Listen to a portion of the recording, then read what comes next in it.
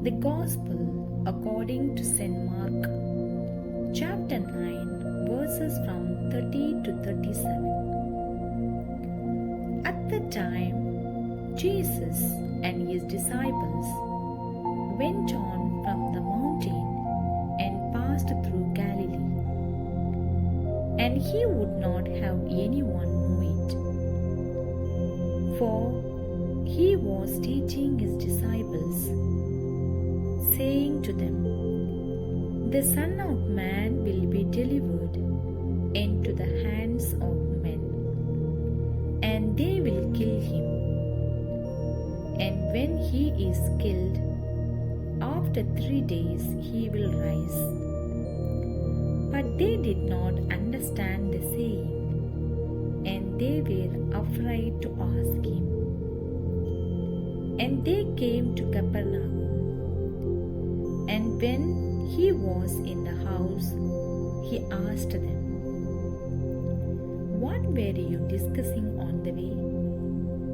But they were silent, for on the way they had discussed with one another who was the greatest. And he sat down and called the 12, and he said to them, "If anyone would be first, he must be last of all and servant of all." And he took a child and put him in the midst of them. And taking him in his arms, he said to them, "Whoever receives one such child in my name receives me. And whoever receives me receives not me, but him who sent me."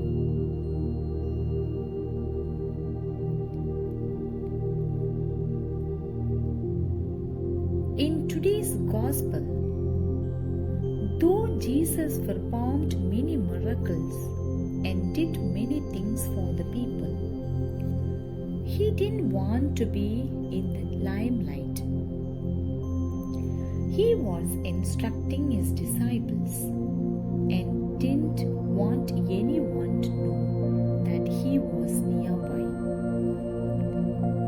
In his heart, he was also pondering about his death and what would happen when that takes place.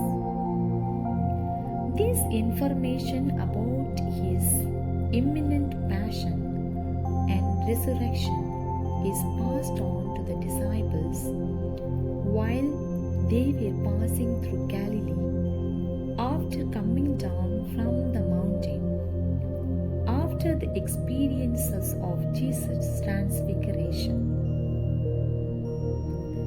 When Jesus was telling about his death and instructing them about what was going to happen, the disciples could understand it, but they were discussing among themselves who was the greatest among them. In each of us, there is a tendency to become someone important in the community, in society, or in the congregation at large. When we see power, position, name, fame, wealth, and so on, very often our hearts tend to fall for them. And sometimes we try our best to get the things that we are looking for, even using unfair means. But Jesus gives us a new perspective and says that if anyone wants to become the greatest, must be the servants of all. He puts a child before them and invites them to have a new understanding of their relationship and value system. To be willing to accept others like a children, we need to remove pride from our hearts. It is also makes us realize that we are all children of God. Let us humble ourselves before God and serve each other with joyful hearts.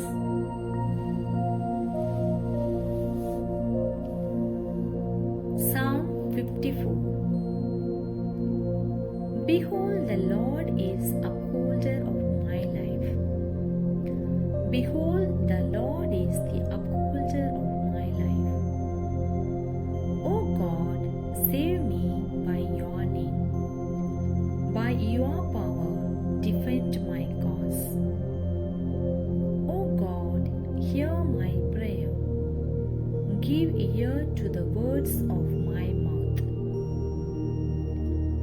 Behold, the Lord is the upholder of my life. For the proud have arisen against me, and ruthless seek my life. They have no regard for God. See, I have God for my help. The Lord sustains my soul. I will sacrifice to you with willing heart and praise your name, for it is good. Behold, the Lord is the upholder of my life. The first reading is from the book of wisdom.